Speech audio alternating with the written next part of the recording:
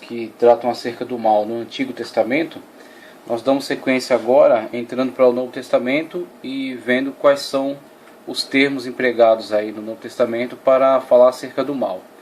E aí temos no primeiro momento o termo hamartia, na verdade está aí hamartano, hamartano, que também traz o mesmo sentido de hamartia, inclusive o termo que dá o nome à matéria, hamartiologia, que é acerca do pecado ou errar o alvo. Então temos aí o termo hamartano, vamos ver em que texto ele é empregado, por exemplo, e qual é o seu conceito, qual o sentido, aliás, um sentido bastante amplo para esse termo e o que ele nos comunica acerca do problema do mal. Temos acelgeia ou acelgeia, tá ok? Temos parábasis e caquia, hamartano, acelgeia, parábasis e caquia. São as nomenclaturas do Novo Testamento, embora o Novo Testamento escrito em grego também descreva o pecado com uma grande variedade de palavras. Nos Evangelhos, Mateus, Marcos, Lucas e em Atos, o termo pecado não é muito frequente em relação ao restante do Novo Testamento. Mas não é difícil entender isso. O fato é que os sinóticos focalizam principalmente a vida e a ação do Senhor Jesus Cristo. Ele não explicou exaustivamente a natureza do pecado, apenas reconheceu a sua realidade e enfrentou sereno e viril. E por conseguinte declarou-se por palavras e atos vitoriosos sobre o pecado. A palavra grega que melhor expressa o conceito de pecado nos livros agora focalizados é hamartano, que aparece aí em primeiro plano, errar o alvo. E as derivadas dessa raiz, hamartema e hamartia, um clássico exemplo disso é verificado na parábola do filho pródigo. O jovem cujo pecado fora afastar-se do pai, portanto desviar-se, ele volta arrependido dizendo: Pai, pequei. E esse pequei é hamarton. O termo pequei, empregado aí na boca do filho pródigo, em grego hamarton. Contra o céu e contra ti. Lucas 15, 18. Conforme aparece aí em tela: levantar-me-ei e irei ter com meu pai e dir-lhe-ei: Pai, pequei. E esse pequei é hamarton. Tá ok? Contra o céu e perante a ti. Nessa parábola, Jesus mostra o que é pecado, hamartano, desviar-se, e o que é arrependimento, o caminho para Deus, que, como o Pai, dá boas-vindas ao filho arrependido. Jesus aqui não entra em pormenores a respeito do pecado, prega o amor de Deus que tira o pecado. Então a ação de Cristo é uma ação direta, ele não se dá ao trabalho de especulações. Ele traz a solução. Esse que é o trabalho realizado por Cristo Jesus. E com o passar do tempo, com a necessidade de a questão apologética, a questão didática, a questão do ensino, então os seus continuadores, aqueles que vão estar responsáveis pela igreja, com certeza vão se deter sobre investigação filosófica, especulação, vão teologizar essa questão. Mas a obra de Cristo é exatamente a obra que só Ele poderia realizar, que é combater o pecado, nos dá poder para vencer o pecado, como Ele mesmo diz que Ele venceu quando na cruz, Ele diz está consumado, e quando Ele diz que todo o poder lhe dado no céu e na terra, e quando Ele nos comunica essa possibilidade de vencer, uma vez que Ele venceu e nós vencemos por meio dEle. Então a maior obra de Cristo é o combate direto à ação do pecado. Essa questão de teologizar e de especular, de filosofar acerca do conceito do mal, e aí cabe já ao plano da igreja. Jesus venceu o pecado. Eis a síntese dos evangelhos sinóticos. Tu lhe chamarás o nome Jesus, porque ele salvará o seu povo de seus pecados. Em grego está apoton hamartion auton. Mateus 1:21. O livro de Atos apresenta a continuação do trabalho de Cristo através da pregação dos apóstolos, que o apresenta como dom salvador de Deus. Vale a pena dizer aqui que nem para Jesus, nem para a Igreja Apostólica, o pecado constitui um problema intelectual, mas uma realidade na vida dos homens. E é de se esperar que assim fosse, né? Hamartia ou hamartano, essa palavra é usada, essa palavra é a mais usada em todo o Novo Testamento para designar o pecado. E ela é dela que vem o nome dessa disciplina, hamartano, errar o alvo, e os seus derivados, hamartena e hamartia. Essas expressões trazem a ideia de fracassar em viver segundo o padrão conhecido. O homem fracassa porque, ao se desviar, erra o alvo principal a ser atingido. Veja que há uma definição, há um padrão de Deus, algo estabelecido, conhecido, e a partir desse padrão estabelecido e não acatado, não seguido pelo homem, constitui-se então, forma-se o conceito do hamartano, errar o alvo, errar o objetivo em cumprir com aquilo que foi prescrito. E aí, com este erro, com esse desvio, né, com essa contrariedade da ação humana em relação àquilo que era esperado, que era cobrado, há então o hamartano, ao erro, ao pecado.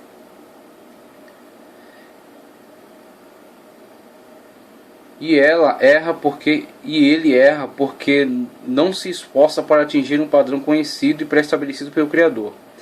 Ao invés disso, o homem procura desviar-se de tal padrão. O termo grego hamartia vem a ter também um significado geral, indicando o princípio e as manifestações de pecado, sem se importar muito com o seu significado original. Em síntese, hamartia significa transgredir, praticar más obras e pecar contra Deus. Os textos bíblicos onde ele aparece são Marcos 2:5, João 9:41, Romanos 5:12, Hebreus 1:3, 3:13. Aí partimos para o próximo termo, que é a selgeia. A selgeia.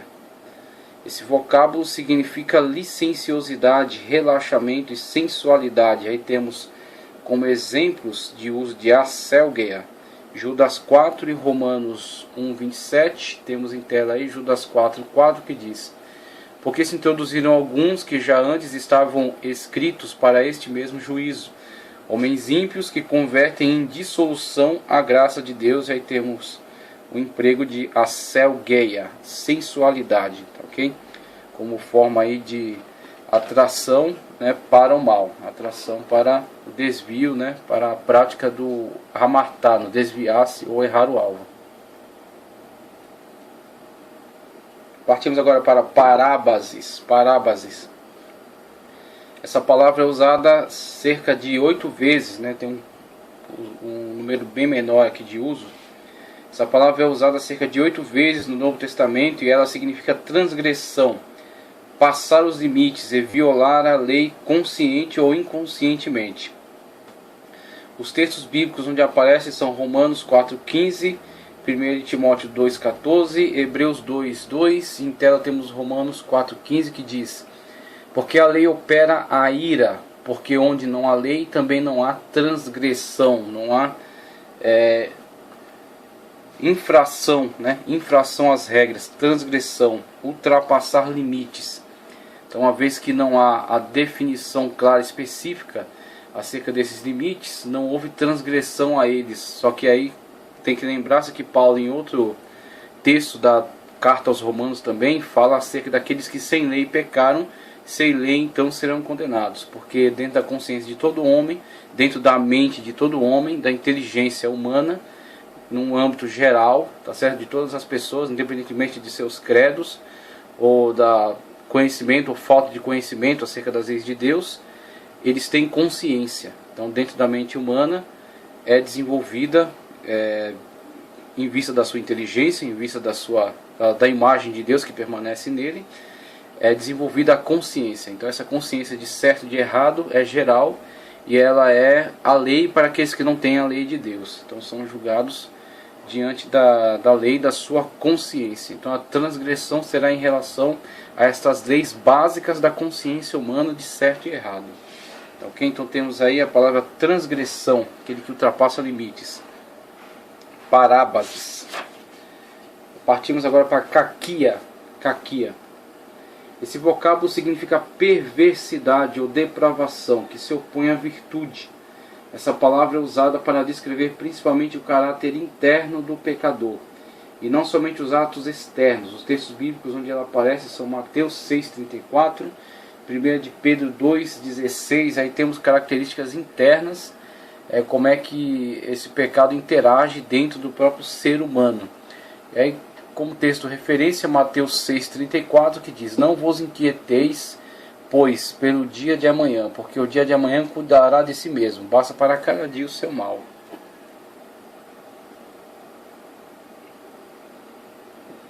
E aí vamos para poneria, ectra, adiquia e anomos. Essa partícula A é uma partícula negativa. Primeiramente, poneria. Poneria, essa palavra significa perversidade, baixeza, malícia. Ela é um tanto parecida com caquia, e ambas aparecem juntas em 1 de Coríntios 5,8. O pecador é malicioso e perverso. E aí temos características também que descrevem o mal interno, né? Aquilo que o mal causa em relação à própria personalidade, em relação ao interior, ao íntimo desse pecador, desse que erra ao alvo, né? Desse que transgride a lei, como ele é internamente, quais são as suas características. Então temos aí caquia anteriormente, e agora poneria.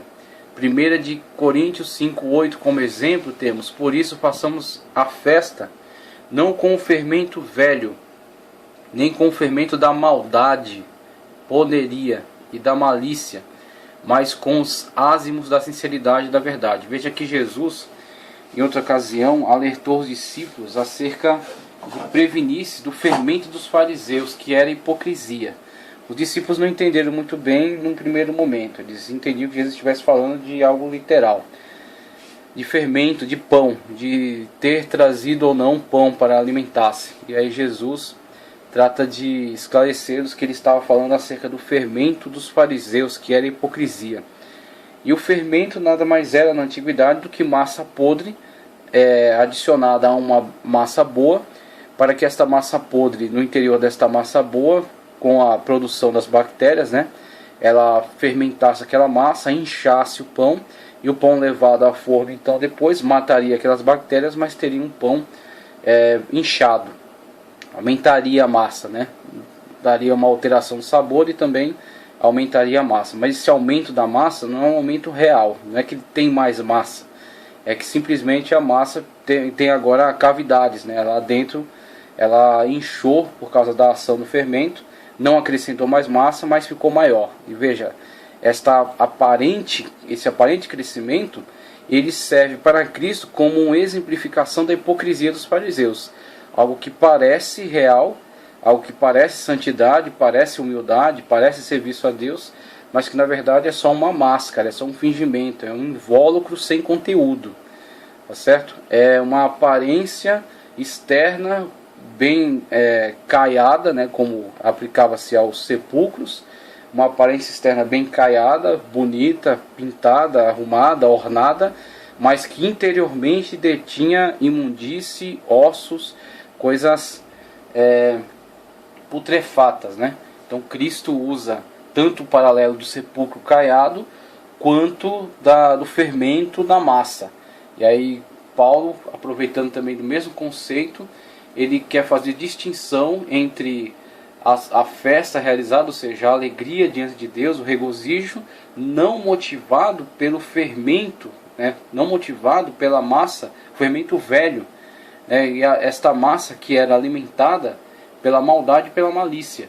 Então não oferecer a Deus, não ofertar a Deus esse tipo de obra, esse tipo de vida, esse tipo de culto, né? Esse tipo de testemunho motivado pela maldade e pela malícia, mas apresentar-se a Deus como um pão asmo, que mesmo que seja menor e não tenha aquela boa aparência, mas é verdadeiro, é inteiro, né? É íntegro.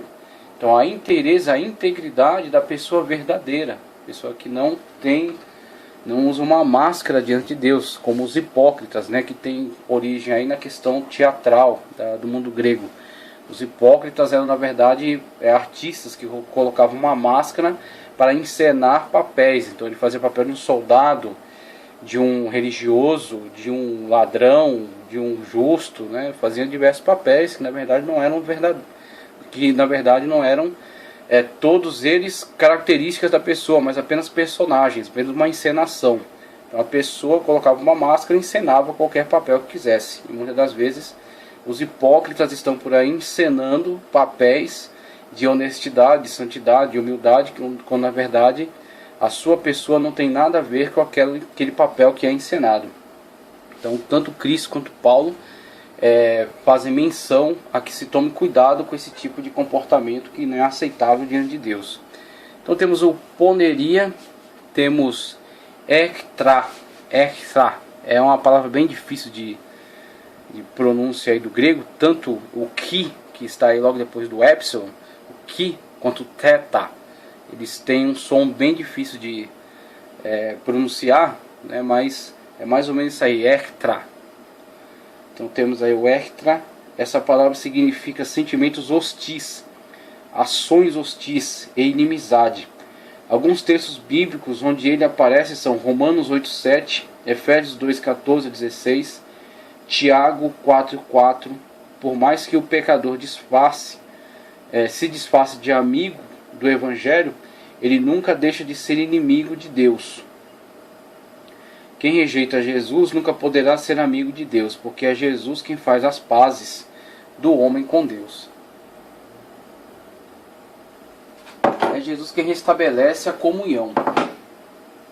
Então, se não há uma submissão total ao Senhor Jesus, se Ele não é o Deus da nossa vida, o nosso Senhor, se Jesus não é Senhor sobre nós, não haverá reconciliação com o Pai, porque é só através de Jesus que se obtém essa reconciliação.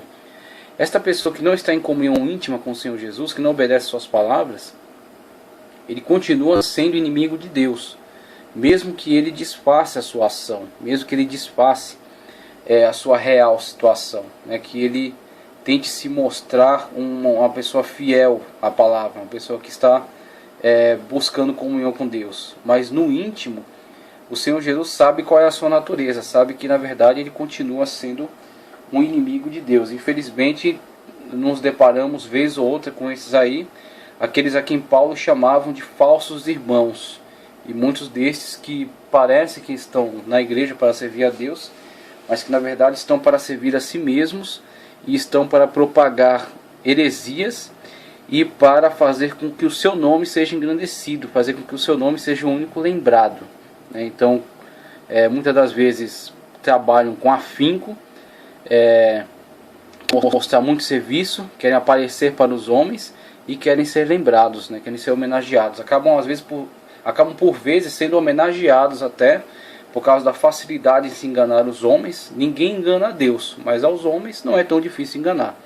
Então muitos desses conseguem enganar os homens e ganhar elogios e serem aclamados nas reuniões, enquanto os verdadeiros, aqueles que servem a Deus Espírito e verdade, estão muitas das vezes no anonimato, todavia receberão coroa de glória no bema, no tribunal de Cristo, né, quando ele vier buscar o seu povo.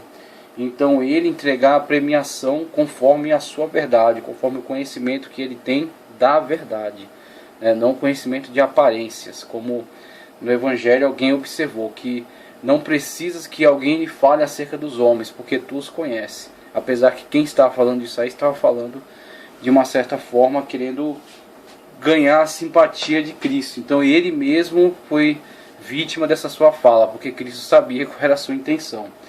Então temos aí a pessoa que permanece inimigo de Deus, ektra. Romanos 8:7 nos exemplifica essa situação.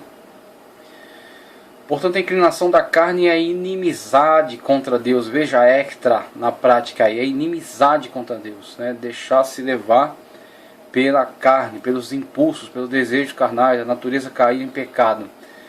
Inimizade contra Deus, pois não é sujeita à lei de Deus, nem em verdade o pode ser. Então a pessoa continua agredindo a Deus com o seu pecado por causa dessa inimizade que ainda tem dentro de si, né? Porque não é submisso e não está em plena comunhão.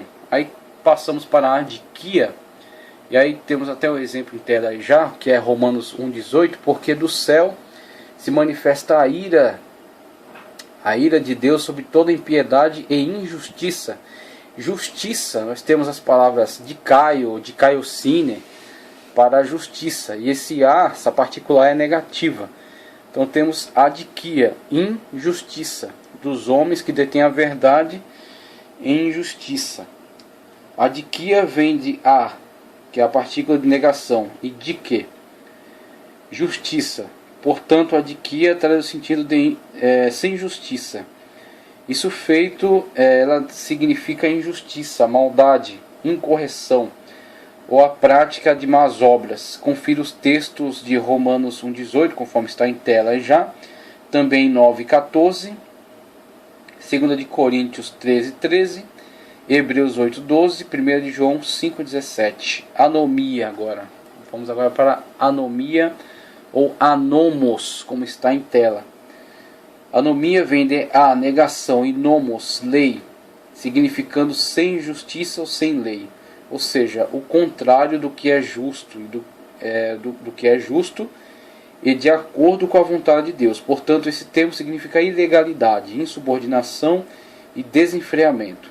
Veja os textos bíblicos de Lucas 15:26, Romanos 6:19.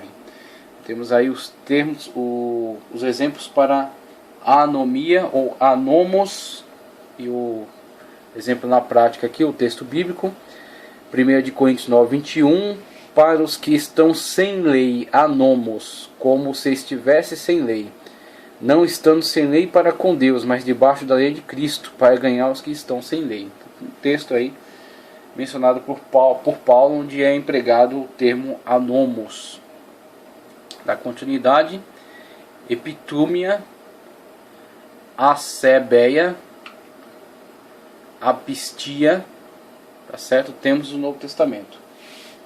A epitúmia, primeiro, esse vocábulo significa desejo, sendo assim, só através do contexto é que se pode saber se tal desejo é bom ou mal. Assim, simplesmente significa desejo, mas não trazendo especificamente o sentido de desejo bom ou mal. Só o contexto é que diz acerca desse desejo, se é um desejo para o bem ou para o mal.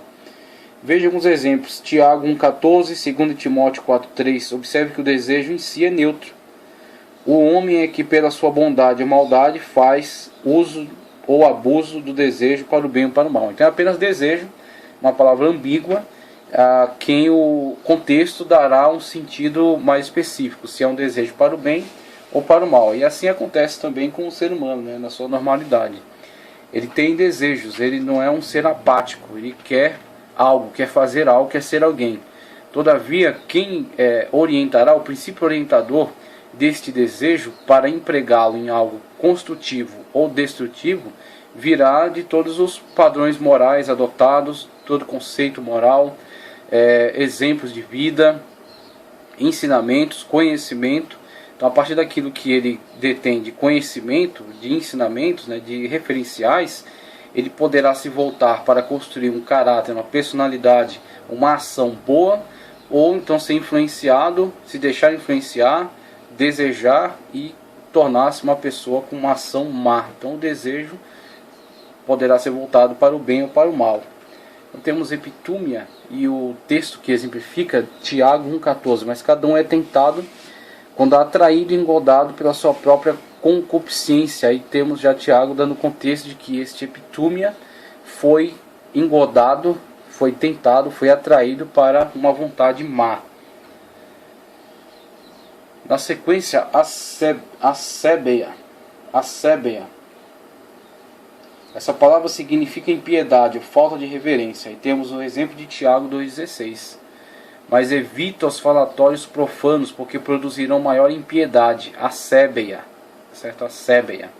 Produzirão maior impiedade. Não é pio, não é santo, né? Acebeia.